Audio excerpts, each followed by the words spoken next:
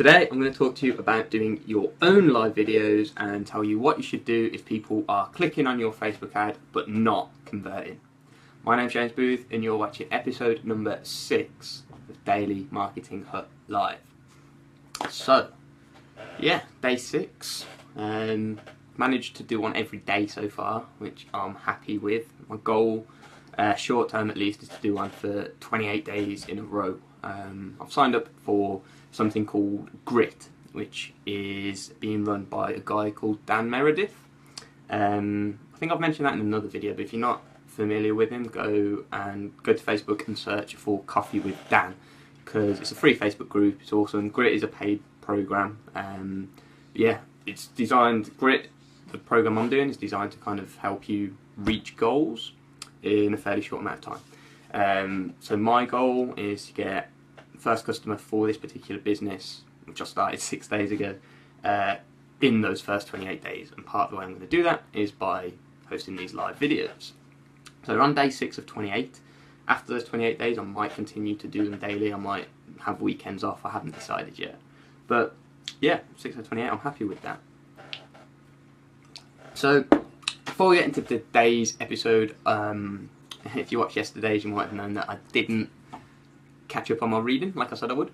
Today I have, and I want to share with you some takeaways which I've got as I progress through Become a Key Person of Influence by Daniel Priestley.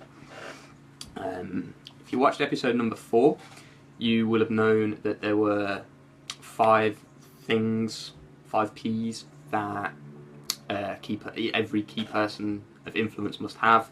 They were pitch, publish, product, profile, and there was a 5th P, which I can't remember off the top of my head. You'll find out tomorrow, or if you want to go back and watch episode 4, you'll get the 4th P there. Today I read about the first 3 of those P's, which was pitch, publish, and product. And I just want to share a few takeaways before getting into the questions on today's episode. So he talks about what makes a good pitch, good publisher, and a good product. And pitch, he said, essentially, you need 2 types of pitches in your business. You need the short elevator pitch and a presentation pitch. And your elevator pitch is designed to just kind of arouse interest. It's only short and it tells people exactly what you do. So before reading the book, I would tell people that I help coaches and consultants get more clients with Facebook ads, which is a decent elevator pitch. After reading it, I'm thinking about moving it or changing it to something a bit more effective. I've been thinking I specialise in helping coaches and consultants get more clients by helping them see a 2, 3, 4 times return on their investment. I'm still playing around with it. Let me know what you think of that in the comments if you're watching this. I appreciate it. So yeah, first one is you need your elevator pitch. Second is a presentation pitch, which is a bit more about what you do. The presentation pitch is designed to be a bit longer, so this is what you'd give if you were speaking on stage or maybe if you're doing a webinar, and it needs to be linked in or aligned with your story, with your why. So you need to think about why you're actually in business, and your presentation pitch should be aligned to that. Second thing was publish. So he says a key person of influence, and if you watching this, you want to become a key person of influence, that is how you're going to grow your business. The second thing you need to do is publish. So, like I say, I'm aiming to do one of these every day for the next 28 days, and after that I'll probably drop down to 5 out of the 7 days a week instead of 7 out of 7, so I do get some time off, but I am going to be continually publishing content. Further down the line, I might start making reports or more instructional videos rather than just sort of answering questions. We'll see what happens. But I am going to be publishing, and as I say, if you want to become a key person of influence, it's important that you're publishing at least weekly.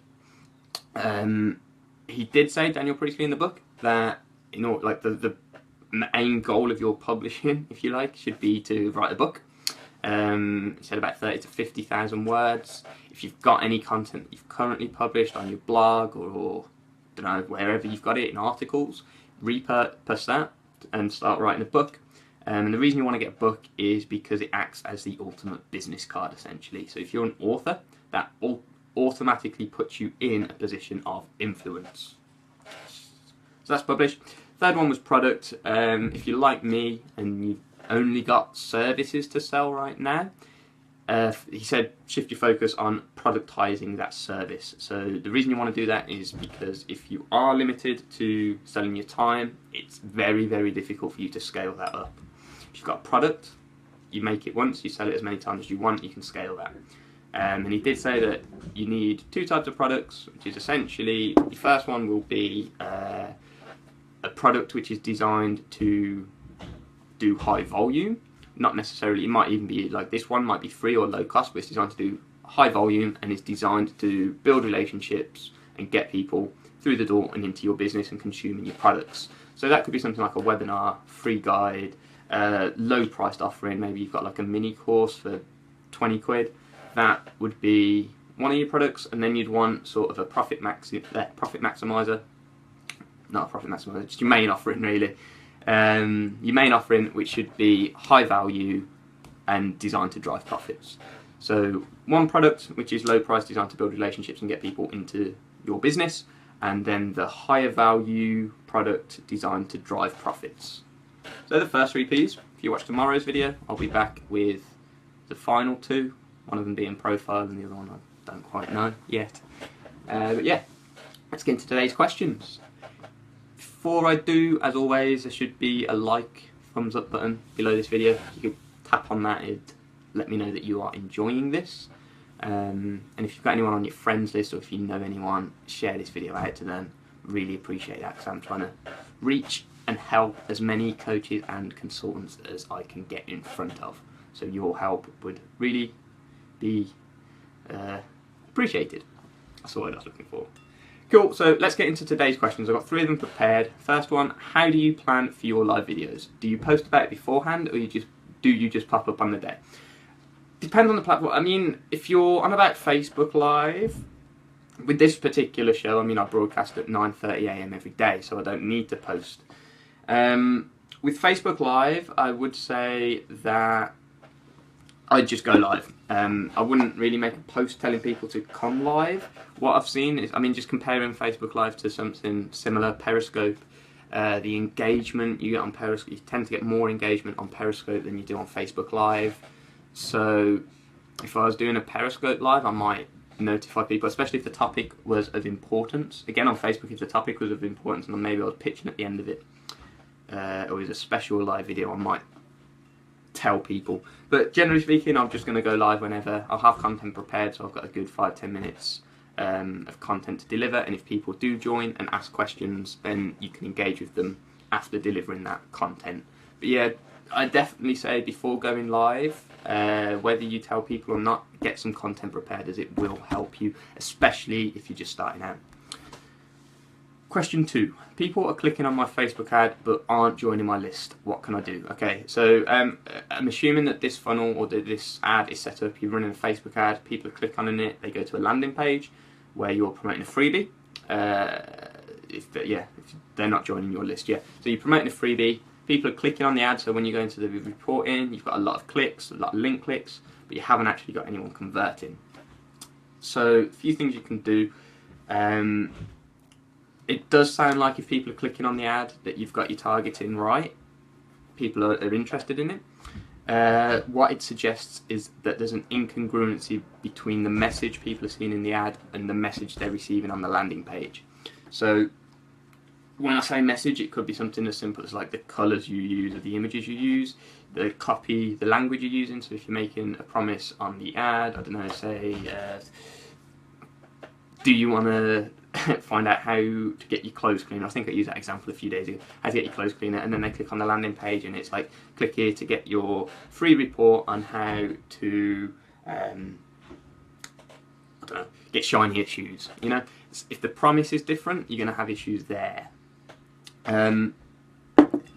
Yeah, so I just kind of focus on tightening up both the message in the ad and the landing page. I mean, I usually will use the same image on the landing page and the ad. I want them to look exactly the same.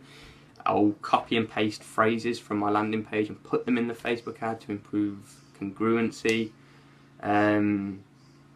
Yeah. The other thing you can do actually is check the landing page itself. So if your ad and the landing page are congruent and there's not a lot you can do to kind of make them look more similar, check the landing page itself and make sure things like, I mean, just as top of my head, you'd want the call to action button, like the click here to join. You'd want that above the fold, which means people shouldn't be scrolling up and down to find that. Benefit driven description, so are you describing the features of you're offering, or are you describing how they will help the consumer? It should be the latter. And yeah, so just things like that. If you've got an engaging headline, fix up overall, make sure the ad and the landing page are congruent, and make sure the landing page is optimized, would be my advice there. Question 3. I'm looking to set up a Facebook ad to drive people towards my free Facebook group. What's the best way to go about it? Okay, interesting question. Okay, a couple of things you could do. The first one would be, I guess, to run a clicks to website ad, and in the destination URL box you put the link to your Facebook group. If you're to set up an ad like that, what you'll find is you'll probably get people clicking on the ad for cheaper than the method I'm going to describe in a minute. So you'll probably get quite cheap clicks on the ad. People will go straight to your group. A percentage of those will join the group, a percentage of those won't, and they'll just kind of, you won't be able to see them, you won't be able to get in front of them again. That's one way. That way you'll probably get more people joining your group for a cheaper price. The way which I'd recommend is this. So I'd run a Facebook ad to a freebie. When people join, or when people download that freebie, they're redirected to a thank you page, and they're put into an email autoresponder series. Now on that thank you page you could have a call to action or a link to saying thank you for downloading this freebie. If you want to stay connected with me, or if you want to join a group of like-minded individuals, don't use that phrase, join this group, and have a link to the group on there. People will join your list. Most people will then join your group. What you'll probably find is the cost per group joiner is going to be more than if you were setting up your clicks to website ads. However, you've got the contact details of people who have joined your group, so you can follow up with them via email. You'll be able to promote to them over time. You can track it, so you won't be able to put like a tracking pixel on your Facebook group. Whereas if you've got landing page on your own domain or on your own website, you'll be able to put a conversion tracking pixel on there, so you'll have a better idea of how many people are kind of joining your group through the ad. A couple of ways you could go about it. I'd recommend the second way, just because you're building your list at the same time as building your group. Your list is going to be more valuable to you. If Facebook ever take that group away from you, you've lost all the people in there. Unlikely to happen. Maybe. Possible. Yes. You own the list. You can download their email addresses to your computer, so if anything was to happen, you've got their emails. So that would be the way I personally recommend. So yeah, that was it for today's episode. As always, if you've got anyone on your friends list, or if you know anyone who would benefit from what I spoke about today, pop their names in the comments below and share this out.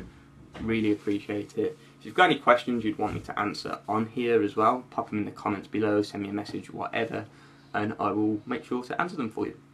Back tomorrow, 9:30 AM on this Facebook page. I'll see you then. Peace.